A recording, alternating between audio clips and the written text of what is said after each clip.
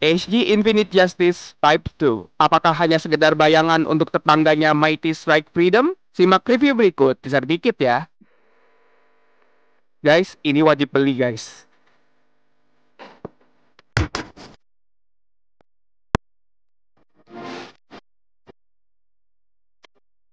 Hai semua, saya Alif Genius dan hari ini kita akan mereview Gundam dari lini high grade yaitu Infinite Justice Gundam Type 2 dari lini Gundam Seed Freedom yang barusan rilis tanggal 29 kemarin loh. Untuk video pembelian bisa dilihat di shorts di pojok kanan atas ya. BTW berbicara tentang box artnya ya. Kalian tahu nggak kalau ilustrasi box artnya itu punya something special seperti ini?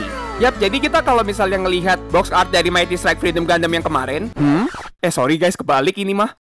Nah, ini baru bener. Jadi kalau kalian sambungin sama box art Mighty Strike Freedom Gundam yang kemarin, mereka itu punya box art yang berkesinambungan seperti ini loh. Gila, emang keren banget idenya si Bandai ini ya. Ini saya pertama kalinya sih ngeliat ada box art yang bisa nyambung kayak gini. Lalu guys, ada hal yang menarik sekali di perakitan yang kali ini, yaitu jumlah stiker. Guys, percaya nggak? Gundam ini stikernya cuma segitu loh.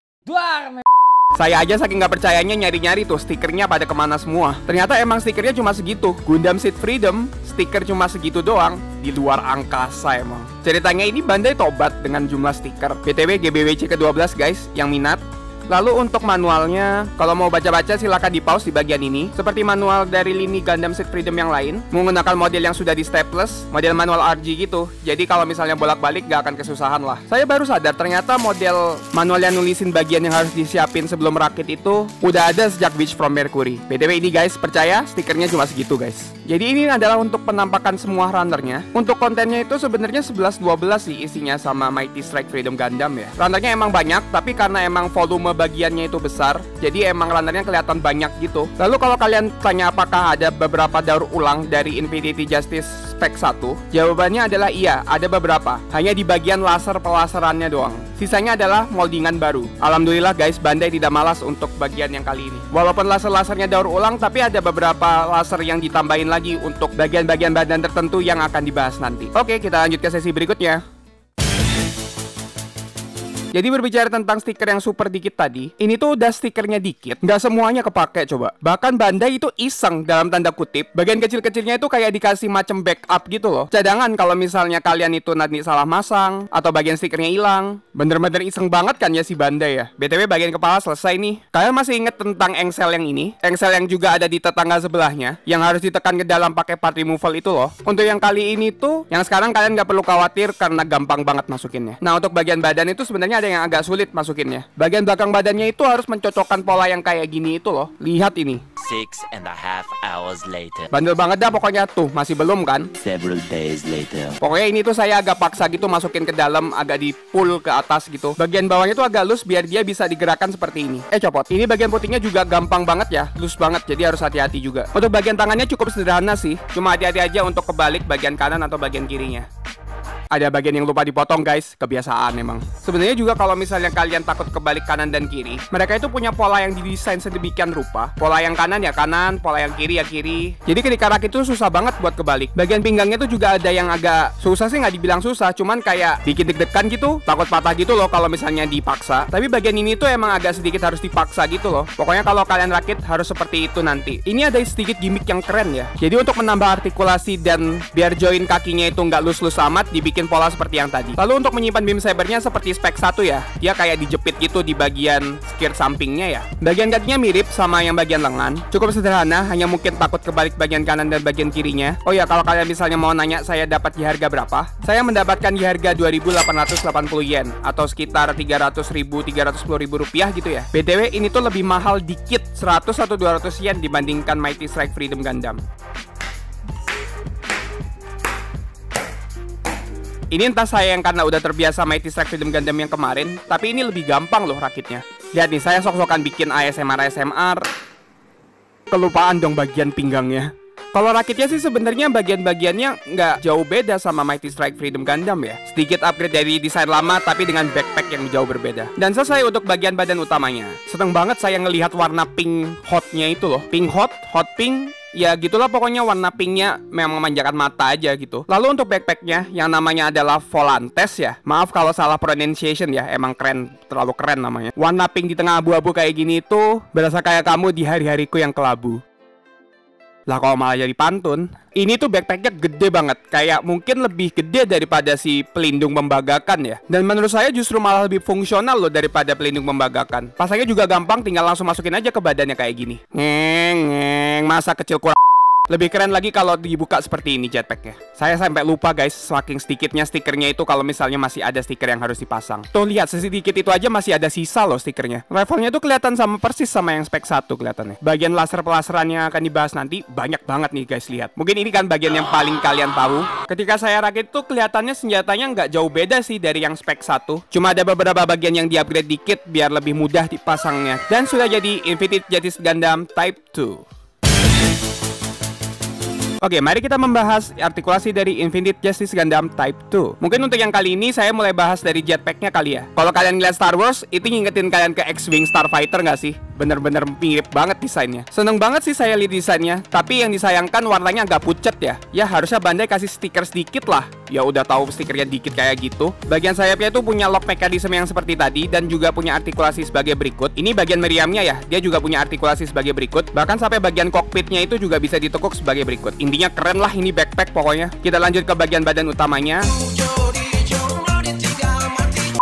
Strategi biasa bisa ajeb-ajeb kayak tadi, lalu bisa diputar 360 derajat seperti ini, bisa patah kanan patah kiri seperti ini. Lalu yang unik dari kepala Gundam ini adalah bukan bagian antena ini ya, bagian apa ya, bagian pedang tambahan gitu kali ya. Yang nonton pasti udah tahu kan ini buat apa. Untuk bagian telapak tangannya karena ball joint bisa digerakkan seperti berikut. Gerakan ke dalamnya nggak sampai sedalam itu karena terbentur sama bagian ininya. Lengan bisa diputar 360 derajat, cuman hati-hati dengan antenanya yang panjang itu. Bagian pundaknya, bagian putihnya ini tidak ada artikulasi, hanya di bagian pinknya. Dia juga punya artikulasi masuk ke dalam keluar sebagai berikut. Badannya bisa patah kanan patah kiri sebagai berikut, juga bisa ke dalam keluar sebagai berikut. Rok sampingnya bisa diputar 360 derajat, cuman hati-hati karena dia rada rawan. Bagian rok depannya bisa dibuka-buka, namun yang bagian belakang kaku sekali. Gundam ini fleksibilitasnya bagus banget ya. Lihat aja maju ke depannya sampai segitu banyak loh. Namun untuk ke belakangnya tidak terlalu fleksibel karena terbentur sama engselnya yang membatasi gerakan ke belakangnya. Armor kakinya ada sedikit artikulasi. Kakinya karena terpisah juga punya artikulasi sebagai berikut. Kelihatannya sih tidak bisa diputar 360 derajat karena terbentur sama pundak armor kakinya itu loh. Lihat ini sejauh mana dia bisa split. Tapi untuk crossingnya nggak terlalu banyak ya. Ya lumayan sih crossingnya. Untuk beam sabernya, cara bongkar pasangnya sama persis ya sama yang spek 1. Bagian rok sampingnya dibongkar, lalu gagangnya dicocokkan dengan pola yang ada, lalu dimasukkan kembali ke rok sampingnya. Namun yang sedikit berbeda dari beam sabernya adalah untuk memunculkan dual blade yang seperti ini, cukup menyambungkan kedua gagang beam saber seperti ini. Panjang banget kan, itu hampir 30 cm loh ada. Untuk rifle-nya punya artikulasi, bagian scope-nya bisa digerakkan sebagai berikut. Cara pasangnya standar dan gripnya sangat kuat ya. Lalu rifle ini kalau tidak digunakan bisa disimpan di bagian rok belakangnya. Pemasangannya cukup gampang, hanya mencocokkan pola yang ada dan dipasang sebagai berikut. Untuk bagian shield-nya ada beberapa bagian yang bisa dibongkar pasang, seperti ini. Jadi dia seperti mode bumerang gitu ya. Dia bisa dipasang di bagian tangan yang lain seperti berikut. Tidak perlu khawatir dengan loose karena gripnya sangat kuat. Ini tempat untuk masukin shield. Lalu shieldnya punya gimmick yang lain seperti berikut. Dia punya mode capit yang sebagai berikut, yang disambungkan dengan tali yang sudah disediakan. Agak susah buat masukinnya, jadi pelan-pelan ketika masang. Lalu shieldnya juga punya efek sebagai berikut. Dipasang dengan menjepit bagian kecilnya dengan bagian shieldnya. Selain buat shield juga punya buat kaki sebagai berikut. Dipasang sebagai berikut. Yah, buntung dia guys. Lalu beam effect yang kalian tunggu-tunggu pastinya ya. Iya, sesuai di filmnya. Jadi dia juga punya beam effect yang ada di bagian tanduknya kayak gini. Panjang banget ini jadinya. Tanduk unicorn aja kayaknya kalah deh. Lalu untuk jetpacknya, karena dia punya lubang yang seperti ini, dia bisa di-display di action base seperti ini. Kalau di touch up dikit nih kayaknya jadi bakal keren sih ini jetpacknya. Gundam ini tuh buat pose-posenya tuh enak banget. Udah dia fleksibel, bisa pose apa aja. Lalu dia tuh solid banget. Bagian jetpacknya tuh juga yang nggak berat-berat gitu loh. Jadi dia tanpa stand base pun itu juga bisa berdiri pakai jetpack. Dan juga warna pinknya itu loh, wah bener-bener memanjakan mata emang. Oke, kita lanjut ke sesi berikutnya. Oke, untuk size comparison kali ini akan sedikit berbeda. Karena saya punya yang spek 1, saya akan langsung membandingkan dengan yang original ini yang keluar di Seed Destiny. BTW cerita dikit ya, yang spek 1 ini merupakan Gundam ketiga saya. Kalian bisa baca cerita detailnya di IG saya ya, hehe. Tinggi badannya tidak terlihat ada perbedaan. Untuk bagian kepala dilihat dari samping, kelihatannya tuh yang spek 2 tuh lebih gede gitu nggak sih kepalanya? Kepalanya spek 2 tuh kayak kelihatan lebih tegas dan lebih lamping, sedangkan yang spek 1 itu lebih cabi gitu nggak sih? Jujur untuk desain kepala saya lebih senang yang spek 1 loh dibanding yang spek 2. Perbedaannya menonjol juga di bagian tanduknya, karena yang spek 2 bisa digerakkan dan spek 1 ini kaku seperti ini. Lalu spek 1 ini juga ada bagian stiker di bagian depannya itu. Shieldnya juga kelihatan sama persis, cuman ada di bagian perbedaan bagian kuningnya ini. Kalau spek 1 ini adalah stiker, kalau spek 2 ini adalah runner. BTW lihat nih guys, nukbak di mana-mana. Sepuh pasti menangis melihat ini. Tolong dimaklumi ya guys, masih cupu banget itu guys pas rakit spek 1. Rivalnya seperti yang saya sebutkan tadi, emang bener-bener mirip banget. Cuman hanya ada perbedaan di bagian warna. Yang spek 1 lebih gelap warnanya, yang spek 2 lebih berwarna abu-abu. Lalu perbedaan yang menonjol juga adalah bagian hijaunya ini. Yang spek 1 ini kelihatan menonjol banget kan. Spek 2 udah nggak ada warna hijaunya. Lalu juga bagian abu-abu ini di spek 2 juga udah dihilangkan sebagai berikut. Bagian rok sampingnya seperti tidak ada perbedaan. Kemana kirinya? Tanpa disadari copot guys dia. Gimmick penyimpanan beam sabernya pun sama persis yang dijepit sebagai berikut. Bener-bener terlihat copy paste kan nih spek 1 sama spek 2. Lalu untuk tempat pemasangan beam saber di bagian kaki juga ada yang berbeda ya. Terlihat spek 2 lebih menonjol dan spek 1 itu lebih mendelep atau tertanam di dalam kakinya gitu. Bagian armor kaki yang spek 2 juga terlihat lebih runcing dibandingkan yang spek 1. Ini ceritanya saya masang efek beamnya spek 2 ke spek 1 dan lihat ya masih cukup loh. Lalu penyimpanan belakang senjatanya juga sedikit berbeda ya. Yang spek 1 lebih tinggi, yang spek 2 kayak terlihat lebih ke bawah. Bagian rok belakangnya juga punya bentuk yang berbeda. Bagian belakang untuk pemasangan jetpacknya saya lebih senang yang spek 1 sih. Coba lihat. Kalau dibandingkan dengan yang spek 2 itu, yang spek 2 itu terlihat polos banget deh. Tapi mungkin karena jetpacknya yang spek 2 lebih besar ya, jadi kelihatan emang harus dibuat minimalis mungkin untuk memaksimalkan tempatnya. BTW ngomongin tentang jetpacknya juga ya, saya bisa bilang untuk segi warna emang spek 1 menang, tapi untuk segi fungsional dan estetik spek 2 jauh menangnya. Untuk ukuran sebenarnya kelihatan gak berbeda jauh ya dari segi wingspan-nya. Tapi karena yang spek 2 juga punya gimmick saya kira bisa dibelah seperti ini, jadi dia kelihatan lebih besar daripada yang spek 1. Ya mungkin asal jetpacknya dikasih warna dikit aja dia udah pasti menang mutlak sih dari yang spek 1. Satu lagi adalah bagian konektor. Yang spek 1 pakai konektor seperti ini, yang spek 2 tinggal dimasukkan lubang seperti tadi. Jadi itulah adalah perbandingan spek 1 dan spek 2. Kalau saya bandingkan gimmick artikulasinya ya emang spek 2 pasti jauh lebih menang lah ya dari spek 1. Tapi jujur sih kalau dari segi estetik tuh sebenarnya badannya itu spek 1 lebih mengungguli daripada spek 2. Bagaimana menurut kalian? Coba komentar di bawah ya. Sebelum saya ke impresi akhir, ada satu hal lagi yang sangat disayangkan dari kit ini. Dengar-dengar sih ada bagian yang bisa glow in the dark. Katanya beberapa bagian silvernya itu akan glow in the dark kalau masuk UV light seperti ini. Tapi saya lihat dengan seksama itu nggak ada sama sekali yang glow in the dark. Coba lihat deh. Nggak tahu sih apakah akhirnya statement itu ditarik atau mungkin saya ada salah lihat. Coba kalian komentar di bawah ya.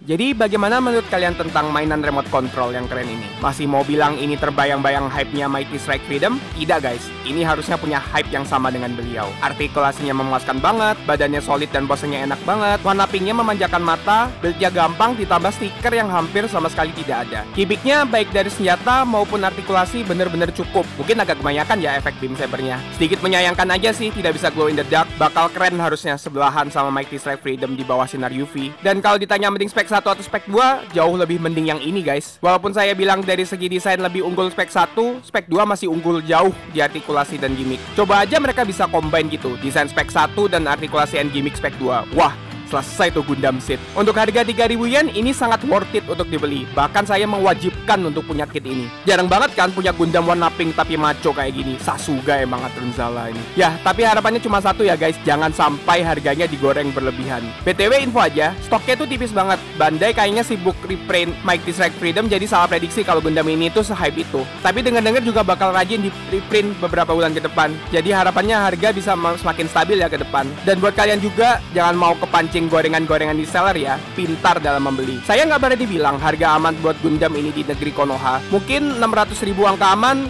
lebih dari itu sabar sedikit ya guys. Overall ini Gundam sangat menyaingi kerennya Mighty Strike Freedom. Mereka tuh punya keren yang beda gitu loh. Mighty Strike itu lebih ke elegan dan magisnya, sedangkan Gundam ini tuh lebih ke modern dan teknologinya. Pokoknya kalau ada harga dan waktu yang tepat, monggo disikat guys mainan remote controlnya. Yap, jadi sekian untuk review Gundam yang satu ini. Kalau kalian suka dengan video ini, bisa kasih support dengan like, comment, share, dan subscribe ya. Selanjutnya kita review Gundam apa lagi ya? Bisa kasih saran di komentar juga kok. Sampai jumpa di video berikutnya.